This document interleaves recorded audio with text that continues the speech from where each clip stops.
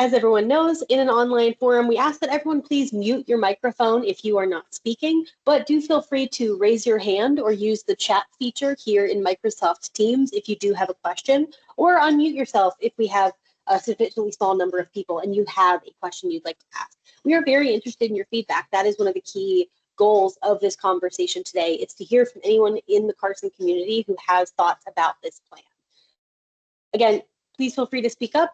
We have the chat feature, you can unmute yourself, and there's a raise hand button you can use if you'd like to wait for a good pause for us to call on you to provide your input. We're going to talk about 3 things today. First, I'm going to give an overview of hazard mitigation planning, explain what it is a hazard mitigation plan like this one aims to do and what's included in the plan, and why this process is so important for Carson. I'm then going to give an overview of the mitigation strategy that is within the draft updated Carson plan and the goals and tasks that the community has put together that they want to propose in this new plan. And then we'll end with an opportunity for input from anyone who's here on the call today. So I'll start with that overview of hazard mitigation planning. What is it we are doing here and why are you on this call today? Well, hazard mitigation is any action we can take now to reduce the impact of future disasters. This is not us preventing disasters from occurring. This is us reducing the impact of the disasters that we expect to happen in the future. So why is mitigation important? Well, obviously, we want to reduce predictable danger to people and property.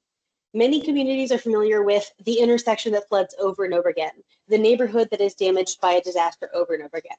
There are many ways in which we can see the possible and significant impacts of disaster coming down the line and take action now so those impacts are less significant.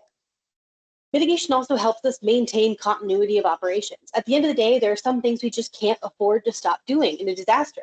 911 still has to work even if there's been an earthquake.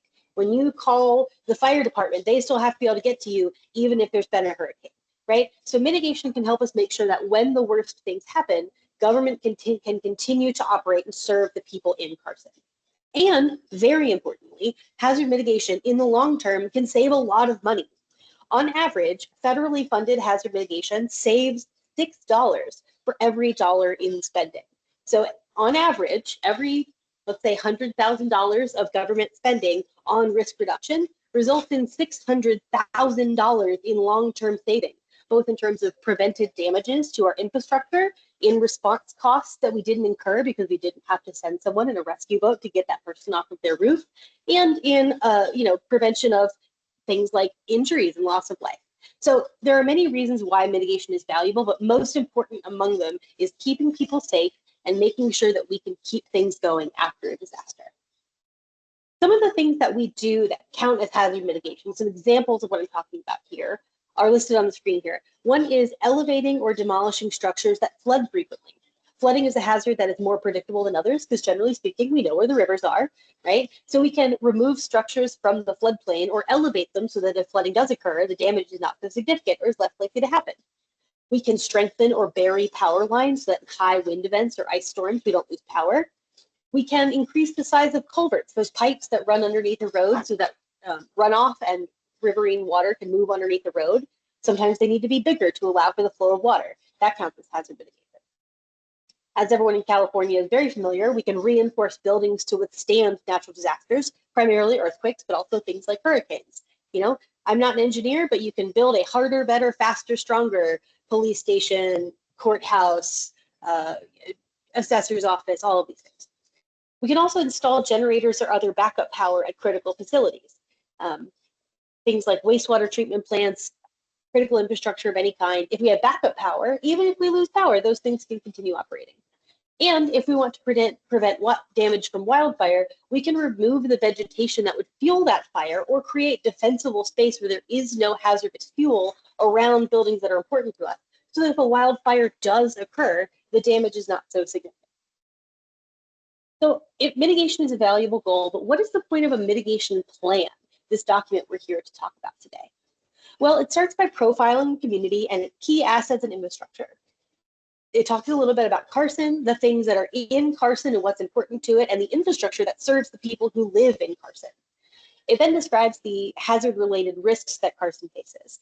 What are the hazards that are most likely to occur? How often do they occur? Where do they happen when they do happen? And how bad have they been historically, and how bad might they be in the future? It tries to give a comprehensive assessment of what the impacts of natural disasters have been in the past and could be in the future, both based on what we've seen in the past and as we see increased development, as the climate warms, right? We are looking towards the future to see how we might predict what could happen 10, 15, 30 years down the line. Based on that information, the plan includes maps of where that risk overlaps with where those critical facilities are. Where are there things that we care about that are in the face of those hazards? And then it identifies actions that we can take to reduce that risk.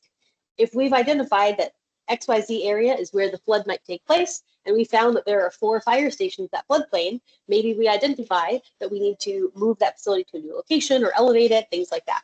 So the plan has a wide variety of actions that the community could take to reduce the risk from the hazards that we talked about earlier in the plan. And that's really what's in the plan. I'm not going to get ahead of myself, but what I'm going to say at the end of this conversation today is that I hope you will take the chance to review the draft plan, to look at what we learned about the hazards facing the community, and look through the goals and actions that have been proposed to reduce that risk and provide your feedback. Another thing that a mitigation plan does, which is bureaucratic in nature but very important, is that when it is approved by FEMA, a mitigation plan allows Carson to be eligible for a lot of money from the federal government to do this work. When they're giving out grant funding to reduce hazard risk, FEMA wants to see that communities have taken the time to think about where that money could be most effectively spent. And that's one of the key things we're doing here, making sure we remain eligible for that funding. The plan profiles 17 hazards that are present in the city of Carson, some of which you probably expect to see, things like earthquake and flooding and hail, some of which you might not necessarily think of in your day-to-day life or think of even when you think of hazards, stuff like industrial pollution or pandemics or land subsidence. As time goes on, we learn more and more about how these things can affect our operation. And so the plan aims to cast a wide net of understanding, to talk about all of the things that could potentially impact the city's ability to continue its business and impact citizens' ability to go about their day-to-day life in Carson. Any questions about hazard mitigation planning or hazard mitigation conceptually before I start talking about the strategy contained within the Carson draft plan?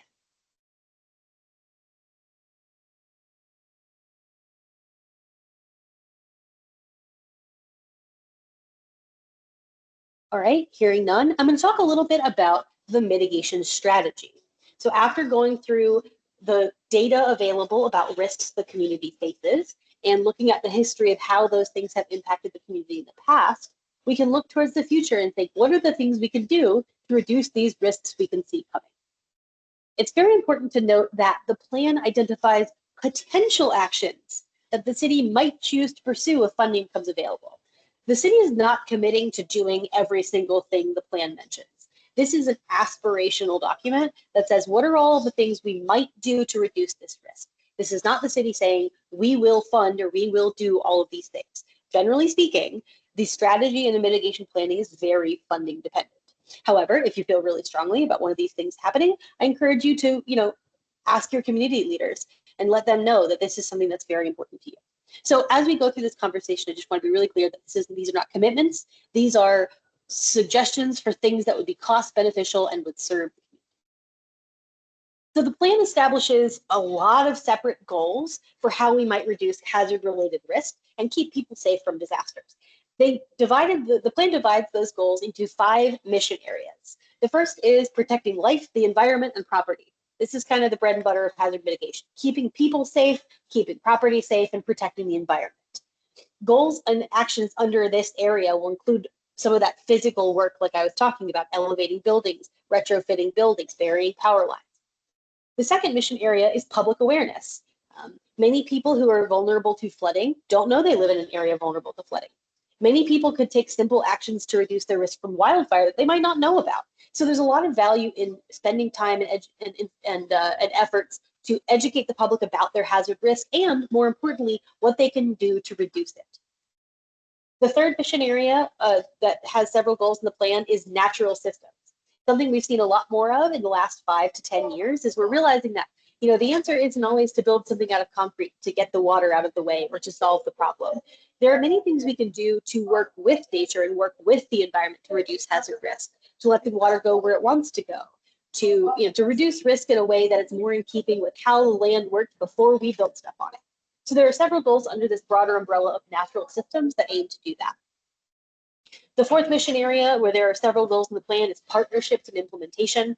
As you can imagine, doing this kind of work requires coordination with a lot of federal agencies, a lot of neighboring communities, with a lot of nonprofit groups and community organizations. So there are a lot of goals in this plan connected to trying to make sure we are talking to the right people, working with the right partners, and hearing the right voices when we're deciding what to do to reduce our risk in the community. So those are the goals that are under this umbrella.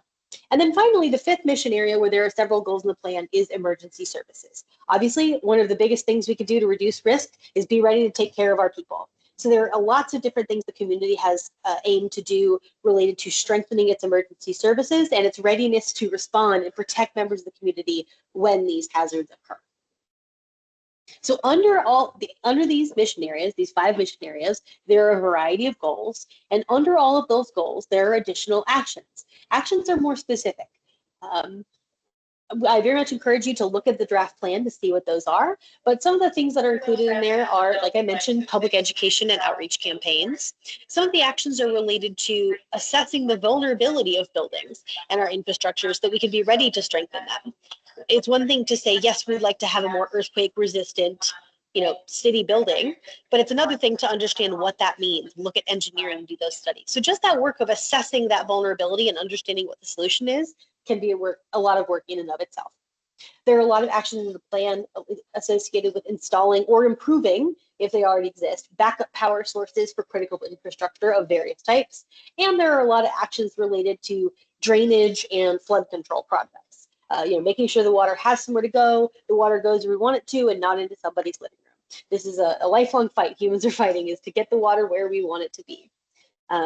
Obviously, there are quite a few actions listed in the plan. So I encourage anyone who's listening today to take the time to go through the draft and look at what those actions are. We're very interested in hearing feedback, whether it's positive or negative. If something listed in the plan is something you'd like to see implemented, that's valuable for us to hear from the community. And if there are items listed in the plan that you think might not be a good fit for Carson, that's also valuable feedback for us as well.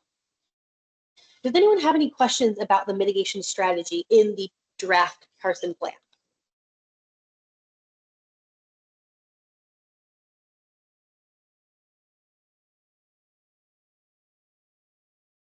All right. Well, hearing none, most importantly, I want to talk to you about an opportunity for you to provide input on the draft plan before it's finalized. So the plan has been posted online and is available for review and comment. It's got a big watermark on it that says draft because it is not final. Very important when you're reviewing this plan that you understand that we are looking for your feedback because it's not been finalized yet. You can scan the QR code you see on your screen now by opening the camera on your cell phone. And when you hold it up to this, a little link should pop up on your screen without you having to click the button to take a picture. You'd scan this code and it'll pull up a link to the page on the Carson website where the plan is available. If this is not the way that you'd like to access it, if the QR code doesn't work for you, you can also navigate to the City of Carson's website and you can find the draft plan there. The plan will be available formally for public comment through next Friday, July 5th. So we've got a little bit more than a week left in the public comment period. So I really encourage everyone to take the chance to look at the draft plan. And there's also a survey linked on that same page where you can provide written feedback, whether that's feedback on the plan itself, feedback on things you'd like to see added, things that you disagree with in the plan, or just your thoughts in general on how the community can reduce risk from hazards or how hazards have affected your living your life in Carson. Does anyone have any initial thoughts or feedback on what actions you'd like to see prioritized in the plan, or any questions for the planning team or for the city?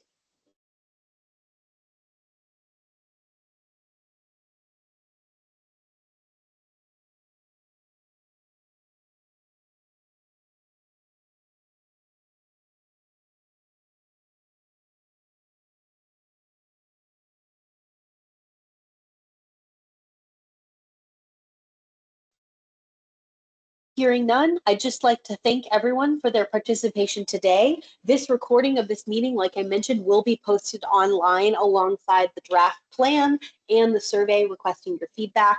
Any information you can provide that would help us build a stronger plan will help us serve you better as a community. Thank you so much for your time today, and I'll stick on the line a little bit longer in case anyone has any questions. Thank you very much.